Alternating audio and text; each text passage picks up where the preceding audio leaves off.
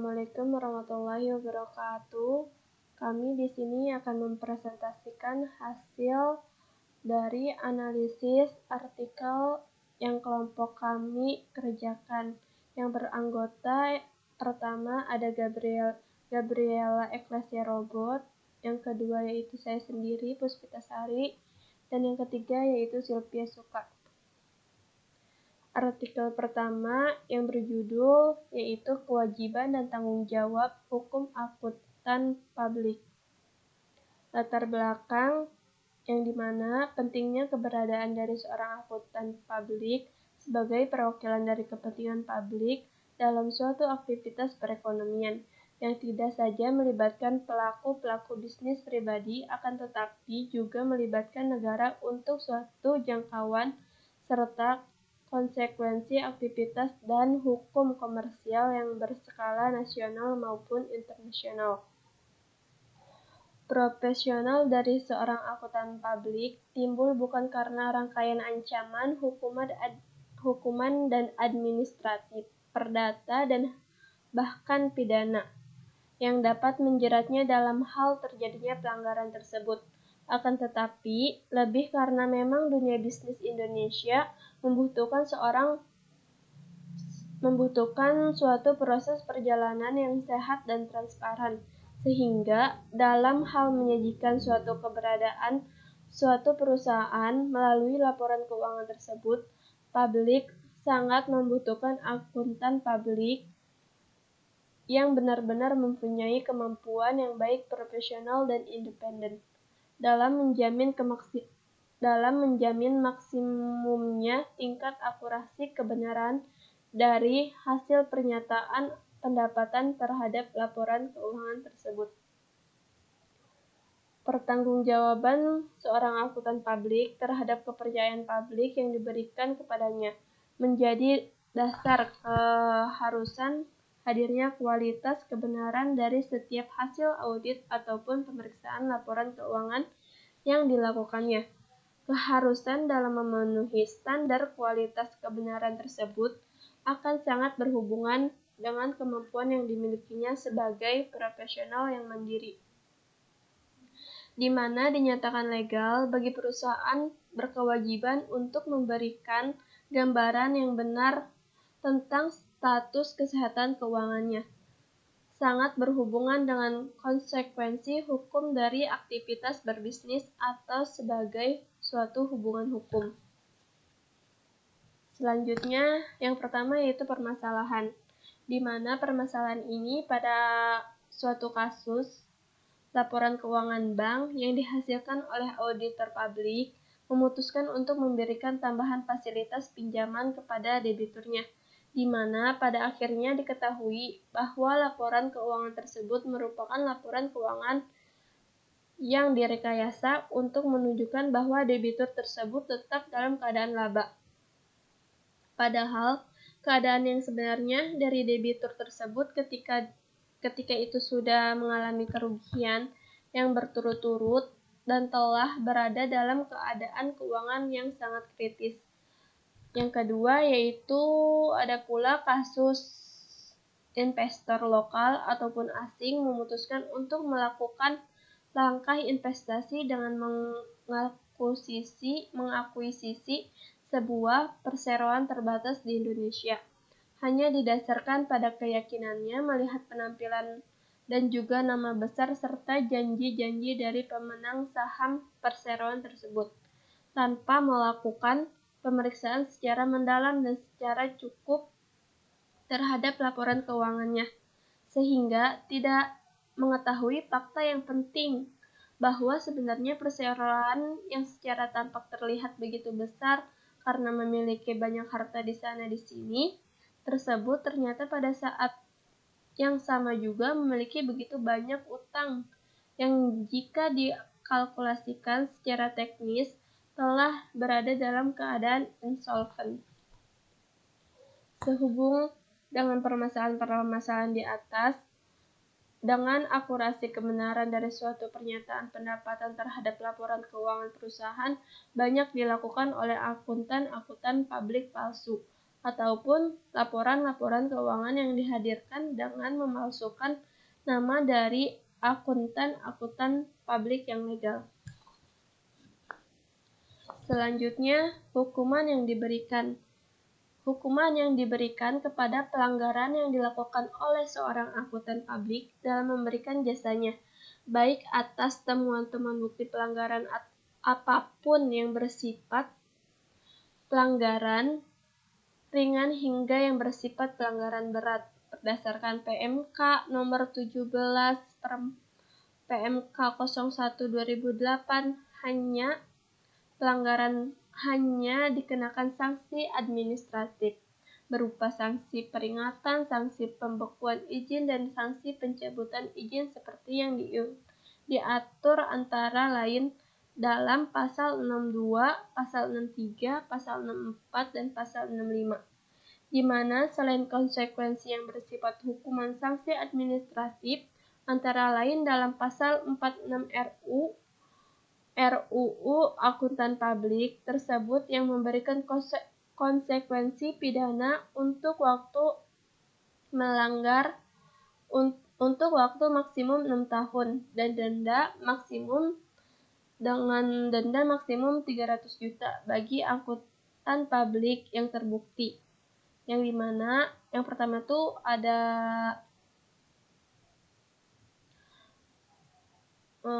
melanggar pasal 32 ayat 6 yang isinya mewajibkan seorang akuntan publik untuk mematuhi SPAP serta peraturan perundang-undangan yang berlaku, di mana hal tersebut telah menimbulkan kerugian bagi pihak lain. Sedangkan yang kedua, menyatakan pendapatan atas laporan keuangan tidak berdasarkan bukti audit yang sah, relevan, dan cukup. Adapun pasal 263 KUHP, barang siapa membuat secara tidak benar atau memasukkan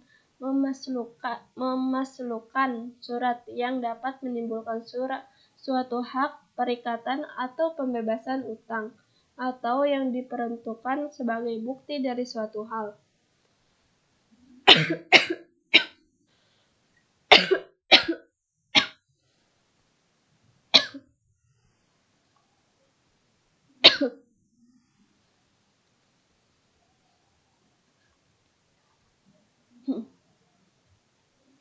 Dengan maksud untuk memakai atau menyuruh orang lain pakai surat tersebut seolah-olah isinya benar dan tidak palsu. Diancam jika pemakaian tersebut dapat menimbulkan kerugian karena pemalsuan surat atau surat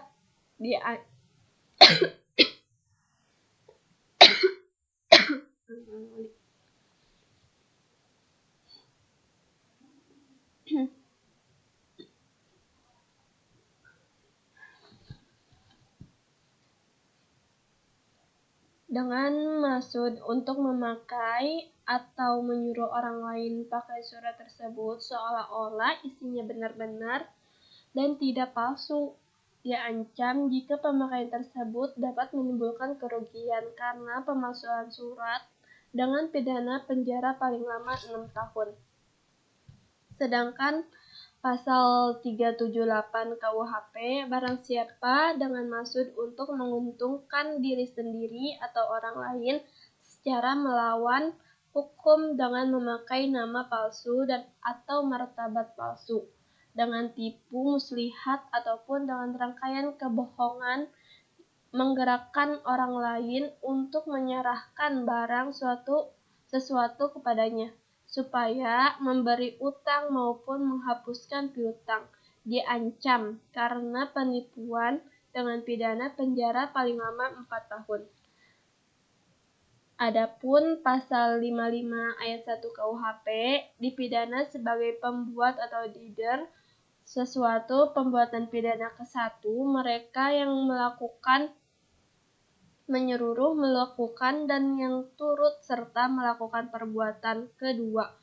Mereka yang dengan memberikan atau mengizinkan sesuatu dengan menyalahgunakan kekuasaan atau martabat dengan kekerasan, ancaman, ataupun penyesatan, atau dengan memberi kesempatan, sarana, atau keterangan, sengaja menganjurkan orang lain supaya melakukan perbuatan.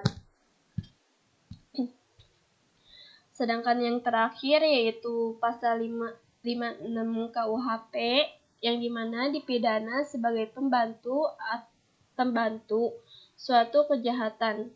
Kesatu, mereka yang sengaja memberi bantuan pada waktu kejahatan dilakukan. Sedangkan yang kedua, mereka yang sengaja memberi kesempatan, sarana, atau keterangan untuk melakukan kejahatan.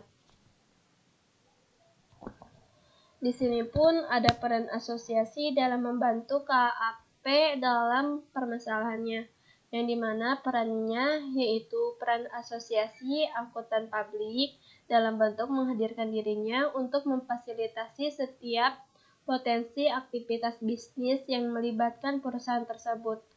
Pelanggan dalam mempertimbangkan hubungan sekarang dan kedepannya dengan perusahaan tersebut. Pemerintah dalam memberikan pertimbangan hubungan bisnis ataupun pemberian izin ataupun kualifikasi sehubungan dengan aktivitas berbisnis dari perusahaan tersebut. Bahkan karyawan dari perusahaan tersebut sendiri misalnya dalam melihat masa depan dari kebenarannya dalam perusahaan tersebut serta masyarakat. Contohnya pada permasalahan di atas, para investor dalam mempertimbangkan serta bahkan memutuskan kebijakan investasinya, para penasehat keuangan ataupun investasi dalam memberikan arahan pada para investor terhadap keadaan dan prospek dari perusahaan tersebut. Para pemberi pinjaman dalam mempertimbangkan serta memutuskan langkah pemberian ataupun penghentian pinjaman bagi perusahaan tersebut. Yang terakhir yaitu kesimpulan. Kesimpulan yang dapat saya ambil dari artikel tersebut bahwa seorang akuntan perlu memiliki tanggung jawab dalam melaksanakan tugasnya sesuai dengan kode etik yang telah diatur dalam profesi akuntan, sebab memiliki tanggung jawab dan profesional kepada pemakaian jasa mereka dan tanggung jawab untuk bekerja sama dengan sesama anggota demi mengembangkan profesi akuntansi serta memelihara kepercayaan. Selanjutnya akan dibacakan oleh Eca.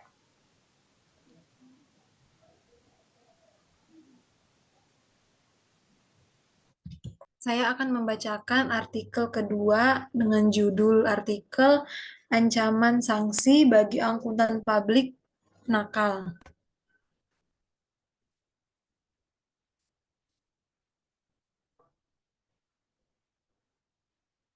Latar belakang, angkutan publik wajib mengaudit dan mereview laporan keuangan perusahaan. Informasi keuangan yang diberikan oleh angkutan publik dapat mempengaruhi citra atau reputasi baik perusahaan. Reputasi perusahaan dipertaruhkan jika akuntan tidak memberikan laporan keuangan yang baik. Misalnya pada kasus yang akan dibahas dalam artikel ini, kantor angkutan milik perusahaan besar diberi sanksi oleh Kementerian Keuangan. Itulah mengapa akuntansi sektor publik sangat penting saat ini ketika banyak bisnis baru terbentuk. Akuntan adalah mereka yang bertanggung jawab untuk menyusun, menginstruksikan, mengawasi, dan memeriksa dan meningkatkan akuntansi dan tata kelola bisnis atau lembaga pemerintah. Tugas akuntan publik adalah mereview laporan keuangan. Informasi pelaporan keuangan yang diberikan oleh akuntan yang baik dapat mempengaruhi citra perusahaan. Citra perusahaan akan memburuk jika akuntan publik tidak memberikan laporan keuangan yang baik. Selain mengaudit laporan keuangan, akuntan publik memiliki banyak tugas, misalnya menghitung dan membayar pajak penghasilan, mematuhi peraturan pajak yang berlaku, meninjau catatan keuangan, dan memberi nasihat tentang akuntansi umum. Permasalahan. Persoalan bermula ketika KAP-SBE melakukan audit tahunan kepada PT SNP Finance secara tidak benar. Hasil audit tersebut kemudian menjadi dasar kemeringkatan efek oleh PT Pervindo sebagai standar untuk pemberian pinjaman oleh bank. Tercatat, hasil pemeringkatan tersebut digunakan untuk mengajukan pinjaman pada 14 perbankan dengan total nilai kurang lebih 4 triliun. Alhasil, Otoritas Jasa Keuangan atau OJK membekukan operasional PT SNP Finance. OJK juga melarang KAPSBE untuk melakukan audit di sektor jasa keuangan pasca menyelesaikan kewajiban pada tahun anggaran 2018. Badan Reserse Kriminal atau Bareskrim Polri juga menangkap dan menetapkan 5 orang sebagai tersangka dari kalangan petinggi PT SNP Finance. Kasus tersebut seakan mendorong kita semua untuk memperhatikan aturan hukum terkait praktik akuntan publik di Indonesia.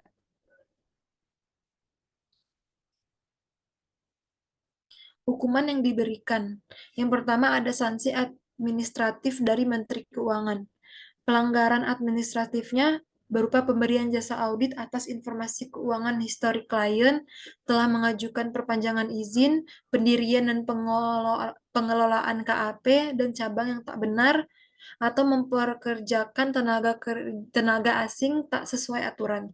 Jenis pelanggaran tersebut masih ditambah dengan melanggar kewajiban akuntan publik, tidak independen atau punya benturan kepentingan, melanggar larangan akuntan publik, melanggar aturan penamaan dan kerjasama KAP, atau menolak atau menghalang-halangi pemeriksaan atas KAP oleh Menteri Keuangan.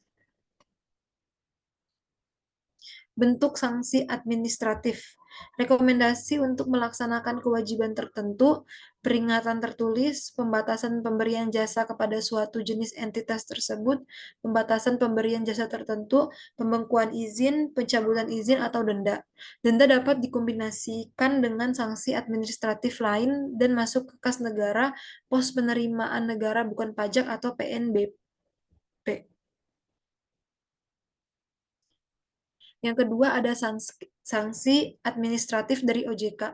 Sanksi administratif yang dapat diberikan pada pihak yang melaksanakan jasa keuangan antara lain sebagai berikut: teguran tertulis atau peringatan tertulis, denda atau pencantuman orang yang terkena sanksi dalam daftar pihak yang dilarang menjadi pemegang saham, pengendali atau pemilik pihak yang melaksanakan jasa keuangan atau anggota direksi, dewan komisaris, atau pejabat eksekutif pihak yang melaksanakan jasa keuangan.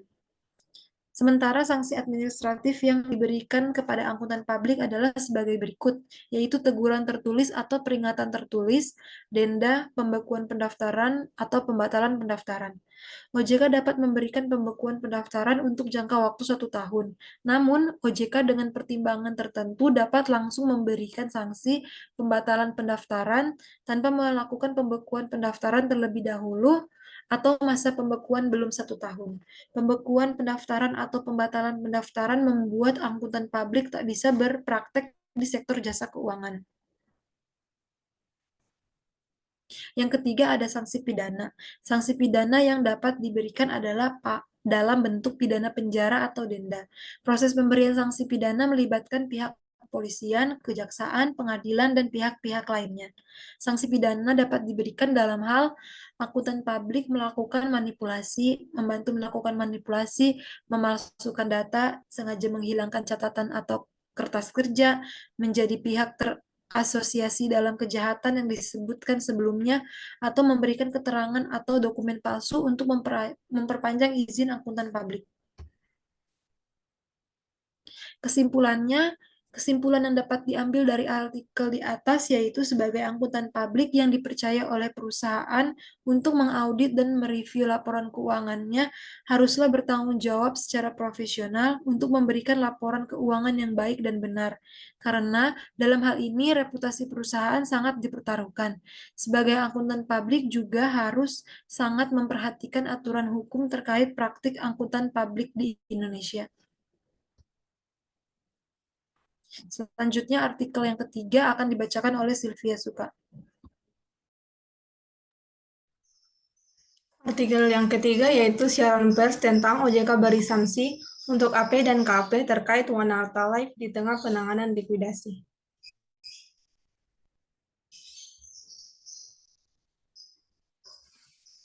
Dengan latar belakang, OJK adalah lembaga independen dan bebas campur tangan pihak lain yang memiliki fungsi menyelenggarakan sistem pengaturan dan pengawasan yang terintegrasi terhadap keseluruhan kegiatan di dalam sektor jasa keuangan. Sektor jasa keuangan di bawah OJK mencakup kegiatan di sektor perbankan, pasar modal, peransuransian, dana pensiun, lembaga pembiayaan, dan lembaga jasa keuangan lainnya. Dalam menjalankan tugasnya, OJK berdiri sendiri tanpa campur tangan pihak lain, sehingga lembaga ini mempunyai sejumlah fungsi dan wewenang, baik pengaturan, pengawasan, pemeriksaan, dan penyidikan. Tujuan OJK adalah demi mewujudkan aktivitas dalam sektor jasa keuangan dan non-keuangan secara teratur,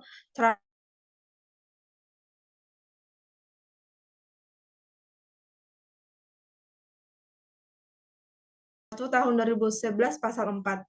Dasar hukum tersebut menjelaskan bahwa terdapat asas-asas sebagai pedoman dan prinsip dari otoritas jasa keuangan. Dalam artikel terdapat sanksi pembatalan surat tanda terdaftar di otoritas jasa keuangan yang dikenakan kepada akuntan publik dan kantor akuntan publik.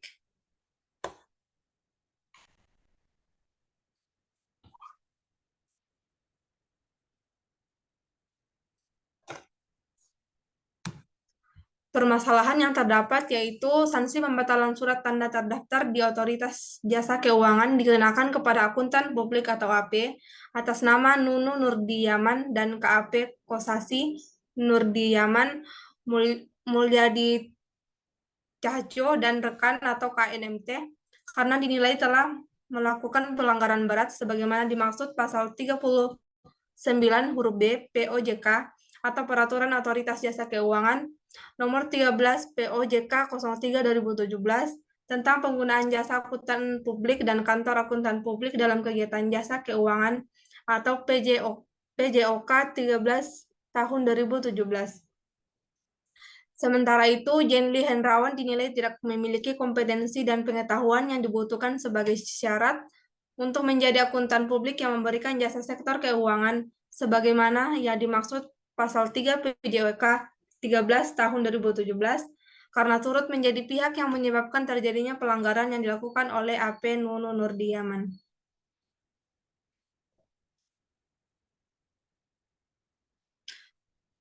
Hukuman yang diberikan oleh OJK telah menetapkan sanksi berupa surat keputusan pembatalan surat tanda terdaftar di OJK kepada AP atas nama Nunu Nurdiyama, Jenly Hendrawan, dan KAP KNMT masing-masing melalui surat keputusan Dewan Komisioner nomor KEP 5NB 1 2023, KEP 3NB 1 2023, dan KEP 4NB 1 2023 tanggal 24 Februari 2023. Nah, berikut ini terdapat hasil keputusannya. Yang pertama, akuntan publik Nunu Nurdiyaman tidak diperkenankan memberikan jasa pada sektor jasa keuangan sejak 28 Februari 2023. Yang kedua, Jenly Hendrawan tidak diperkenankan memberikan jasa kepada sektor jasa keuangan sejak 24 Februari 2023. Dan yang ketiga, KAP KNMT tidak diperkenankan menerima penugasan baru sejak ditetapkannya surat keputusan dan wajib menyelesaikan kontrak penugasan audit atas laporan keuangan tahunan tahun 2022 yang telah diterima sebelum ditetapkannya keputusan paling lama 31 Mei 2023.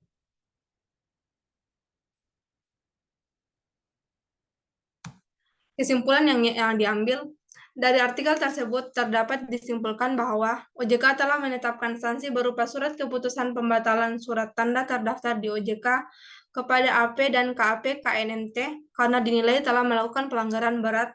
Berdasarkan pemeriksaan AP dan KAP dimaksud tidak dapat menemukan adanya indikasi manipulasi laporan keuangan, terutama tidak melaporkan peningkatan produksi dan produk asuransi sejenis saving plan yang berisiko tinggi yang dilakukan oleh pemegang saham, direksi dan dewan komisaris. Pada akhirnya, pemegang saham, direksi, dan dewan komisaris tidak dapat mengatasi penyebab sanksi yang dikenakan, sehingga OJK mencabut izin usahanya. Selanjutnya, rapat umum pemegang saham telah membubarkan PT Asuransi Adisarana Wana Arta dan membentuk tim likuidasi. Terlihat bahwa AP dan KAP tidak menjalankan tugasnya dengan baik dalam mengaudit laporan keuangan tahunan PT Asuransi Adisarana Wana Arta, sehingga menyebabkan terjadi pelanggaran dan diberikan sanksi pembatalan surat tanda terdaftar di OJK. Demikian presentasi dari kami. Jika ada yang kurang berkenan atau kata-kata yang tidak berkenan, mohon dimaafkan. Selebihnya, terima kasih. Audio Jungle.